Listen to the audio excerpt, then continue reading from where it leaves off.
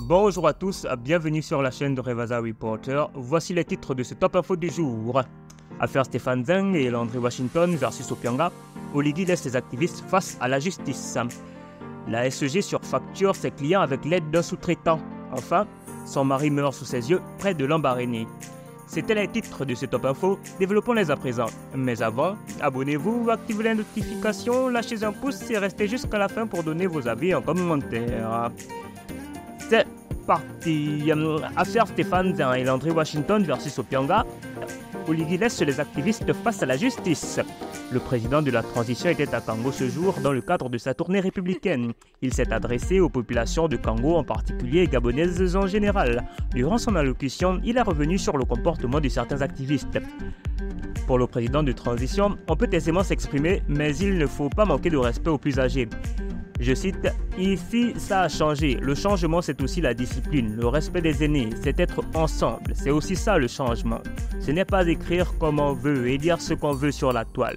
Ce n'est pas ça le changement. » Puis d'ajouter, « Je pense que depuis le 30 août 2023, nous étions clairs au CTRI. Nous avons accordé l'amnistie à vos frères, à vos sœurs qui sont restés à l'étranger. Tous ces actes sont pardonnés, mais après le 30 août, chacun assume ses actes. Et pour finir, ce n'est pas le problème de Oligui, c'est le problème de la justice et je veux une justice forte. Quand vous êtes en France, vous ne manquez pas de respect aux policiers. Vous n'insultez pas les CRS. Et ici, je ne le tolère pas. » Fin de citation. Ces propos lèvent le voile sur une éventuelle connivence entre le président et les deux activistes. La balle est dans le camp de la justice. Nous vous informerons de la suite. Son mari meurt sous ses yeux près de Lambaréné. Un grave accident s'est déroulé au village Massika à quelques kilomètres du chef-lieu du Moyen-Ogooué. Symphorien Guélé, jeune Gabonais de 38 ans, a perdu le contrôle de son véhicule. Il était accompagné de son épouse sur l'axe Fougamou-Lambaréné quand leur véhicule a violemment percuté un arbre. Le jeune homme meurt sur le coup, son épouse est grièvement blessée. Elle a été transportée en urgence à l'hôpital Albert Schweitzer. Les autorités judiciaires évoquent, je cite, « une variation élevée de la vitesse » comme cause principale de l'accident. Nous sommes désolés pour la famille du défunt, nous prions pour le rétablissement de la survivante.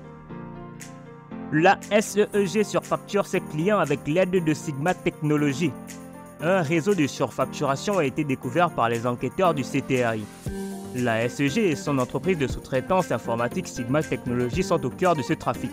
Des agents de la SEG employaient un serveur déclaré en panne au sein de leurs locaux.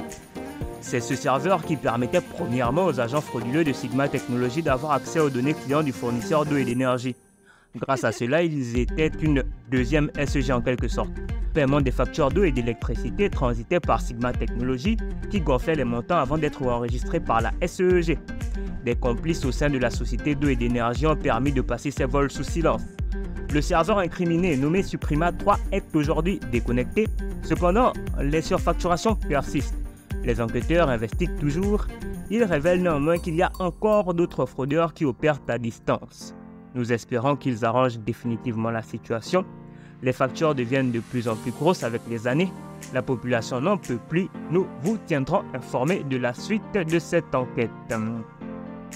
Aya Nakamura snap sur Satanana de Boloko. La toile gabonaise est en ébullition depuis hier et Boloko annonçait que la star mondiale de la musique française kiffe son titre Satanana.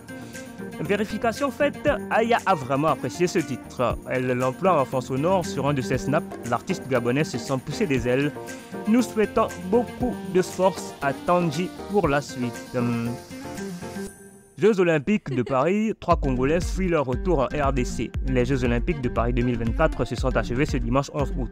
Les différentes délégations venues y participer se préparaient pour le défilé de clôture quand l'une d'entre elles a relevé un manquement lourd. 3 compétiteurs de la RDC avaient disparu. Le nageur Aristote Impelenga, le judoka Dazo Kisoka et le sprinteur Dominique Lasconi. Ils auraient pris la fuite afin de ne pas retourner dans leur pays. Qu'est-ce qui peut expliquer cela selon vous ? La guerre au Congo, le rêve occidental, le manque de moyens mis dans le sport. Rappelons à toutes fins utiles qu'ils n'ont remporté aucune médaille. Ils étaient peut-être trop pris par leur plan d'évasion. Burna Boy se lance dans le football. L'artiste nigérian Burna Boy a récemment lancé sa propre académie de football au Nigeria. Baptisée Burna Boy Football Academy, BBFA, L'académie dispose de 4 centres de formation et met à disposition des bus pour faciliter le transport des joueurs. Son but est de former les futurs grands footballeurs africains. Un site web a également été mis en place pour permettre aux jeunes talents de s'inscrire facilement. Cette initiative illustre encore une fois l'esprit de développement panafricaniste de Burna Boy. C'était tout pour ce Top Info. N'oubliez pas de vous abonner, d'activer les notifications, de lâcher un pouce et de donner vos avis en commentaire. Prenez soin de vous et de vos proches. Tata of you.